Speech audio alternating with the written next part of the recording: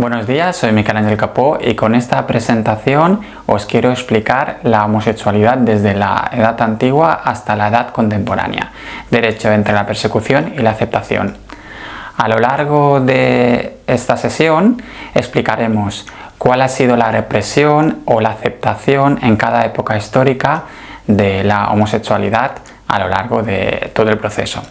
Tenemos que tener en cuenta que se utilizará el concepto prácticas homosexuales, aunque esta terminología, la de homosexual, aparece en edad contemporánea. Además, observaréis que en el borde superior izquierdo de cada diapositiva aparecerá un semáforo de la tolerancia. El semáforo indicará si en ese periodo histórico las prácticas estaban aceptadas o no estaban aceptadas, así como su visión, tanto social como jurídica, según las fuentes de derecho. Empezamos.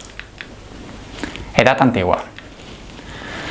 En Mesopotamia y Babilonia, así como en India, estaba muy aceptado este tipo de prácticas. Por ejemplo, no había ningún tipo de persecución, se aceptaba, por ejemplo, el concepto de mujeres varón, quienes gozaban de privilegios legales semejantes a lo de los hombres en Mesopotamia y Babilonia. En el Código Hammurabi, que la existencia más antigua escrita, tampoco se explicita nada sobre homosexualidad. La ley de Hititas hace referencia a las relaciones sexuales entre hombres y no las condena. Y luego las leyes de Manu, como hemos indicado, explica la existencia del tercer género sobre las prácticas homosexuales y no expone ninguna censura. Como veis en la imagen, hay un monje masturbando a un laico que le saluda en una escultura del templo Candarilla. En los pueblos prerromanos en la península ibérica la aceptación continuaba con la misma línea. No existía ningún tipo de evidencia escrita que prohibiera esas prácticas. La sociedad celta era aceptada sin problemas para practicar este tipo de relaciones entre adultos libres. Hay que enfatizar el carácter supuestamente salvaje, según escritos de Estrabón, de estos pueblos prerromanos, mediante los cuales este tipo de prácticas los vigorizaba y los señalaba como seres fuertes. Observamos la figura de terracota púnica hallada en Ibiza. Para Platón, el amor platónico ideal entre dos hombres trascendía el deseo físico, buscaba la perfección moral e intelectual. De modo que entendemos que en Grecia esta gran aceptación era común en las élites, más allá del matrimonio, considerada útil para la educación militar y civil. En la mitología griega encontramos estas relaciones entre lo divino y lo humano, con relaciones entre dioses, entre personas o incluso entre dioses mismos. Como podemos observar, la figura 3 vemos el mito de Zeus y Ganímedes. En Roma, las prácticas homoeróticas continúan con esa aceptación. Los hombres con cargos públicos podían mantener esas relaciones sin afectar a la herencia familiar. De hecho, también había como una especie de jerarquía entre maestros y discípulos en el cual era habitual este tipo de prácticas. Observamos la Copa Warren, que explica precisamente ese tipo de relación. Ya entrando específicamente dentro de los periodos de Roma, encontramos que la monarquía y la República Romana había una aceptación buena.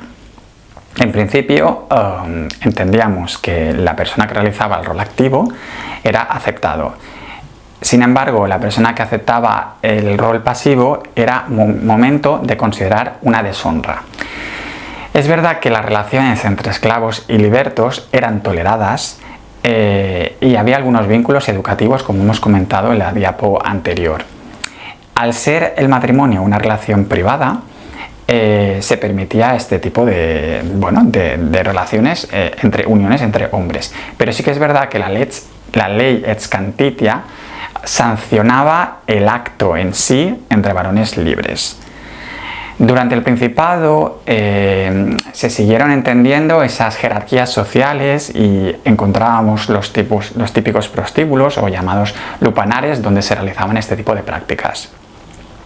Algunos autores también evidencian este tipo de diversidad y este tipo de, normalizan de alguna manera estas prácticas.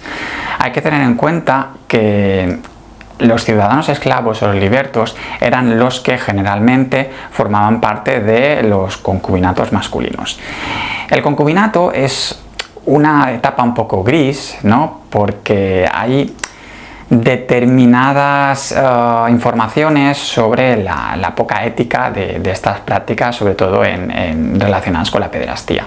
De modo que sería un poco la etapa gris del momento romano, aunque eran ciudadanos evidentemente esclavos o libertos en los que no se les aplicaba la ley del ciudadano romano, de modo que se permitían este tipo de prácticas. Vemos en las imágenes escenas de sexo, ¿vale?, con representaciones artísticas romanas. Durante el dominado la cosa cambió. El cristianismo se impuso de una manera muy fuerte y entonces empezó a condenar moralmente y legalmente todas estas circunstancias. Se castigaba la relación entre hombres. Edad Media. Desde la perspectiva del derecho judío, la tolerancia era relativa. Cierto es que el derecho judío, halajá, la inclinación de la homosexualidad debía ser reprimida. Se consideraba una transgresión de lo que es el orden divino y natural. Si vamos al Levítico, encontraremos la típica palabra que la denomina como práctica de abominación. Es verdad que las relaciones sexuales, por tanto, no solo se percibían como unas faltas individuales, sino como unas amenazas o una cohesión a la pureza moral y a la comunidad. Es verdad que este enfoque era más interno y no demonizaba con una pena de muerte. Es decir, era algo más moral, espiritual, que se debía dominar y se debía trabajar. Por eso la tolerancia en ese momento está marcada del semáforo como naranja, porque no llevaba de alguna manera a la obligación de una pena de muerte. En la época visigoda, viniendo de la época romana, teníamos una tolerancia relativa inicial, ¿no?, de media aceptación. Pero sí que es verdad que el arrianismo y el cristianismo, que se impuso muy fuerte, empezó a castigar de alguna manera esa sodomía. Mediante castración o incluso muerte, penas muy severas. En el Liber Judiciorium se marcaron este tipo de penas, incluso en tema de clero, penas espirituales, ¿no?, exilio o ayunos. También había penas severas de quien cometía entre hombres, con excepciones para quien se encontraba forzado a realizar ese tipo de prácticas, o quien se justificaba que se encontraba forzado para esas prácticas. En el Concilio de Toledo se consideró un crimen abominable que atraía la ira divina. La ley exigía emasculación y otras penas por parte de la lucha contra el lapsus carnis. El derecho islámico hay que considerar también una tolerancia naranja, porque aunque la Sharia no defina explícitamente como adulterio, sí que es verdad que el Corán empieza a denominar la palabra luti, el término luti, que se refiere a homosexual, y lo compara con, en Sodoma y Gomorra. La Suna, por ejemplo, equipara sodomía con un crimen had, que es un castigo que debe tenerse en cuenta. Y hay otros hadith, ¿no?, que lo que expone que debe centrarse en las relaciones entre hombre y mujer y no entre hombres, y evitar los hombres jóvenes como una tentación. Sí que es verdad que la ley dice una cosa, pero luego encontramos relatos de prácticas, sobre todo entre reyes o entre personas consideradas jerárquicamente bien situadas, en las que había este tipo de roles, ¿no? Entonces Al-Mutamid, por ejemplo, un rey de Sevilla, tuvo una relación con el poeta Ibn Amar, ¿no?, cuya amistad trascendió incluso las barreras, ¿no?, de lo que sería en ese momento adecuado. Luego también hay que tener en cuenta que Altifasi, en su libro Esparcimiento de Corazones, describió esas prácticas, ¿no?, homosexuales en prostíbulos, detallando roles y las prácticas que realizaban. El Corpus Iuris Civilis, por su parte, condenaba moralmente este tipo de prácticas. Cierto es que Justiniano en este código se basó de alguna manera con las doctrinas, ¿no?, del derecho romano y derecho del Deuteronomio, ¿no?, consultando un poco lo que venías de antecedentes, ¿no? Entonces recogieron un poquito toda esa información contra este tipo de prácticas, ¿no? Entonces, ¿qué pasaba? Que la homosexualidad era una amenaza moral, ¿no? Entonces, todas aquellas prácticas que se realizaran, ¿vale?, serían un pecado y una desviación. Por tanto, este código no veía bien este tipo de prácticas. Sin embargo, el Libri Feudorum, como se dedicaba a relaciones más puramente feudales, no especificaba esta concepción. Por otra parte, el Corpus Iuris Canonici, este sí que marcó claramente que se trataba de, tenían que aplicar sanciones específicas, ¿no? Pero sí que es verdad que simplemente definía que era un pecado contra natura. Tomás de Aquino reforzó que la sodomía era una corrupción moral y un castigo divino. Era incluso más grave que una violación o que un adulterio. Pedro Damián, en su libro, el Liber Gomorrhianus, señaló los vicios del clero, que después los vamos a comentar. Y Ramón Peñafort también condenó este tipo de relaciones homosexuales. En la Edad Media, por tanto, podemos ver dos situaciones diferentes según el momento. En el Alto Medieval encontramos una cierta tolerancia, unión entre personas del mismo sexo, mediante ceremonias de hermanamiento o conocidas como adelphopoiesis o fraternitas iurata. Estas uniones implicaban compartir los bienes y voluntad personal. Sin embargo, en el Bajo Medieval encontramos una persecución y la vemos en todos los fueros, tanto de Oviedo como de Alariz como de Ledesma, el fuero juzgo. Vemos que hay que sacrificar a la persona o tiene que haber una consecuencia muy fuerte, un castigo muy fuerte, como la castración. El ius commune, que es cuando tuvimos en cuenta esa perspectiva de criminalización de la homosexualidad de la Europa cristiana, remarcó, ¿no?, que se debía castigar muy fuerte, ¿vale? De este modo, el Tercer Concilio de Letrán fue la primera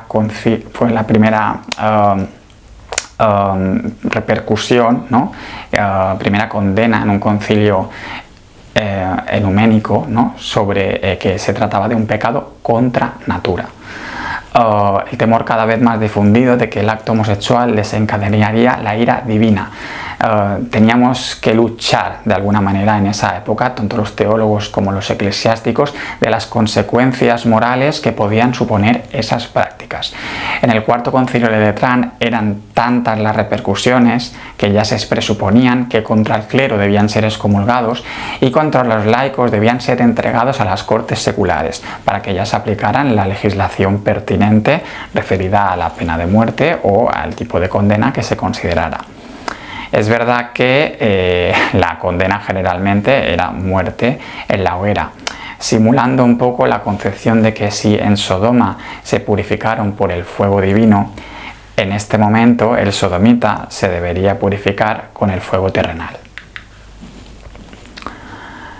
Alfonso X, el sabio, a través del fuero real y las partidas, calificó la sodomía como un acto contra natura. Castigos corporales como la castración pública y la ejecución de la hoguera para los condenados por sodomía. El ordenamiento de Alcalá incluyó penas severas, incluyendo en algunos casos incluso la muerte.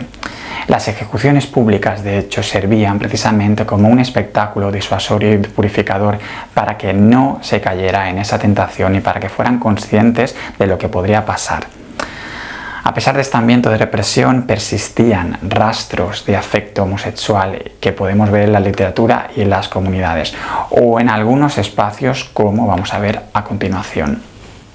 Es así que la única opción para realizar prácticas homosexuales en un principio y originalmente dentro de una cierta seguridad era dentro de un entorno clerical. Había un mundo de conexión muy aceptado entre hombres. De esta manera, San Anselmo de Canterbury escribía a sus amigos señalándoles o dirigiéndose a ellos como amado de mi corazón.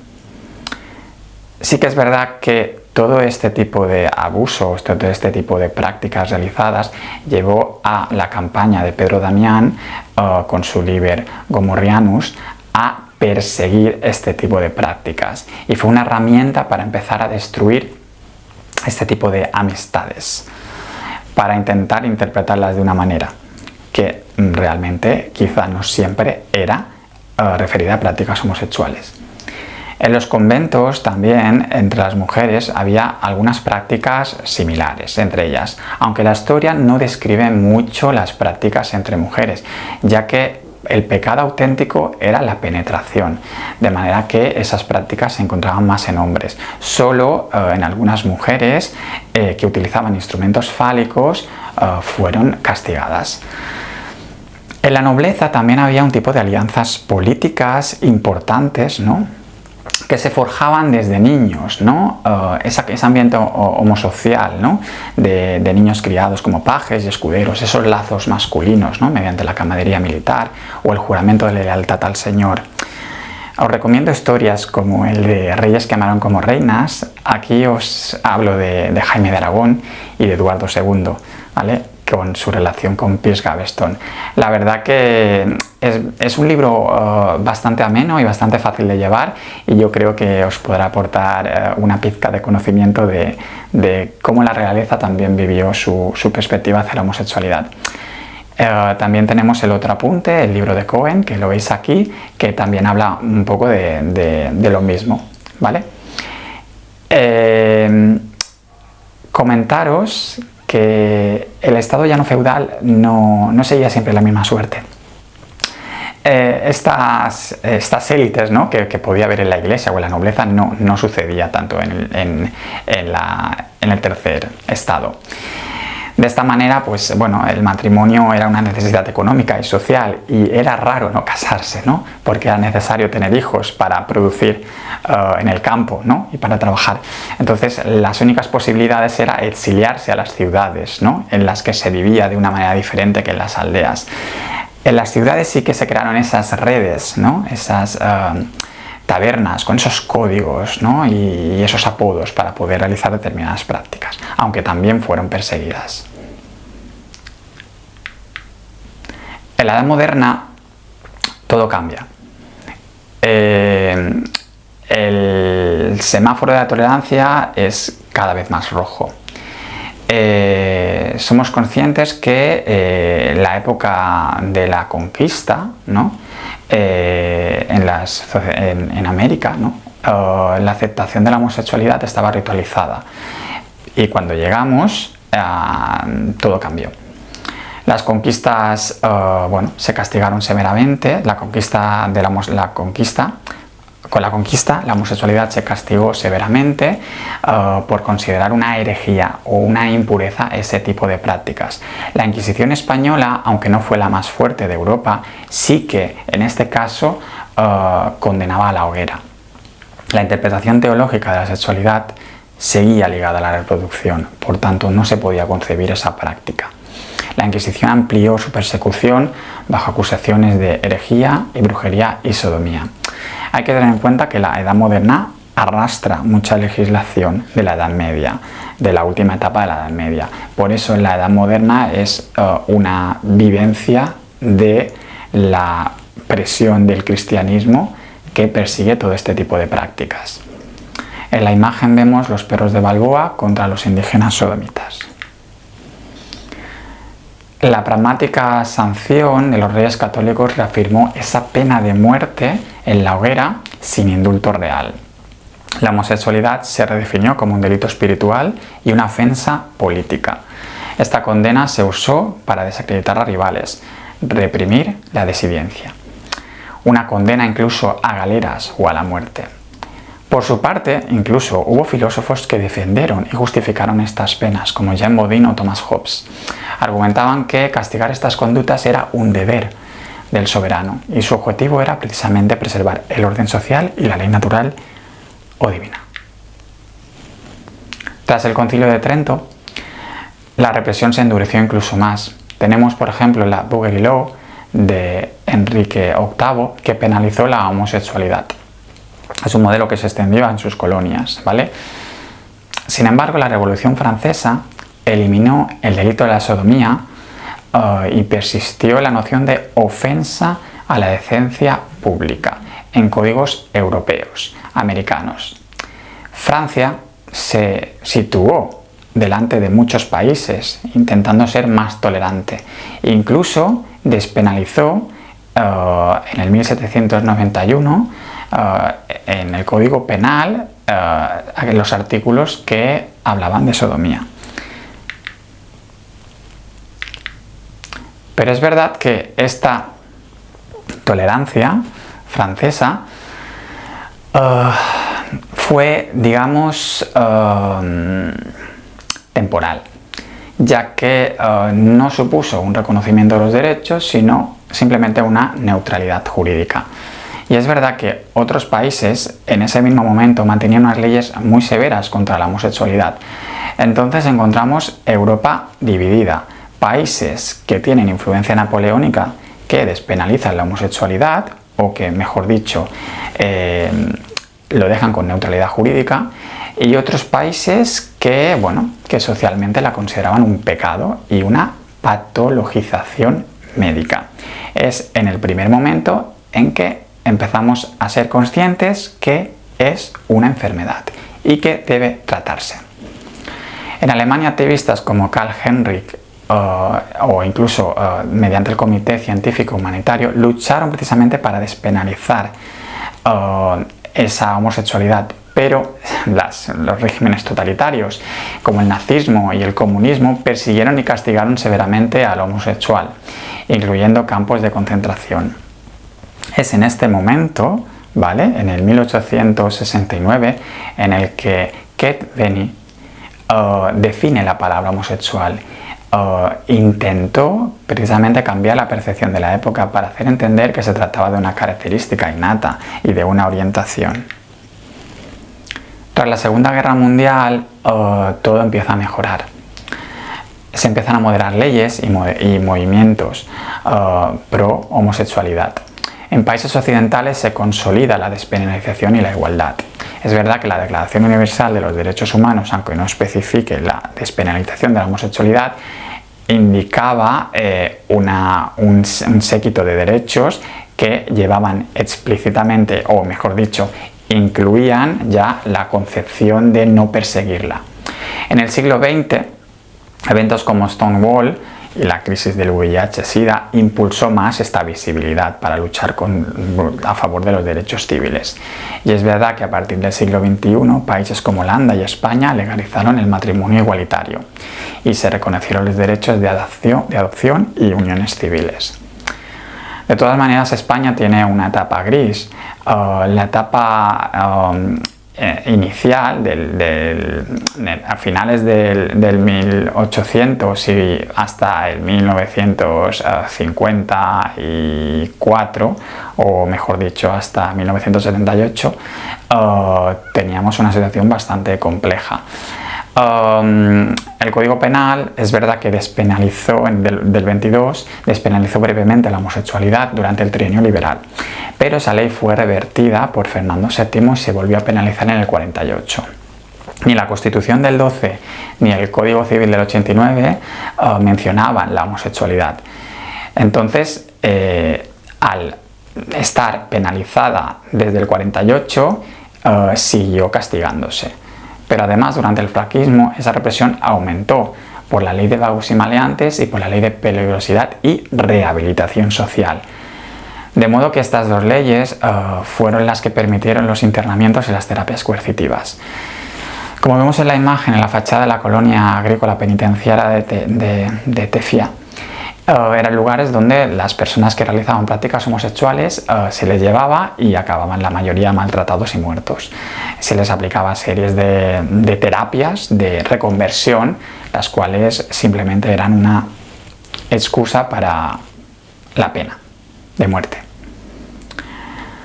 Bueno, a partir de la Constitución, con el 1978 y la derogación de todo este tipo de leyes, se despenalizó la homosexualidad.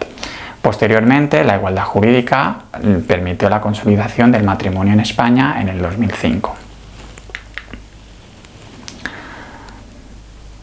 Tenemos que ser conscientes, ¿no?, que el periodo histórico pasa por una etapa de tolerancia inicial, por una etapa de represión fuerte en Baja Edad Media y en Edad Moderna, y finalmente llega a un periodo de aceptación y de protección legal de la diversidad. Los últimos 50 años son alentadores, aunque persisten desafíos en diversas regiones del mundo. Y es verdad que estamos consiguiendo derechos, reconocimiento progresivo de los derechos de la protección contra la violencia y consolidando la lucha por la igualdad de la dignidad de las personas LGTBIQ+ a nivel global. De todos modos, es importante nunca olvidar lo que pasó en la historia para que no vuelva a repetirse. En esta diapo podemos observar dos QRs, los cuales corresponden a dos actividades que podéis realizar. El Kahoot es un test con preguntas, con opciones y verdadero o falso, para ver si habéis prestado atención a esta sesión formativa. Y en el EducaPlay, en el otro QR, encontraréis una especie de crucigrama para ver si jurídicamente habéis prestado atención. Muchas gracias. En esta diapositiva, como veis, hay un QR donde encontraréis la bibliografía. Como he dicho anteriormente, espero que hayáis disfrutado de esta sesión y nos vemos en otra ocasión. Gracias.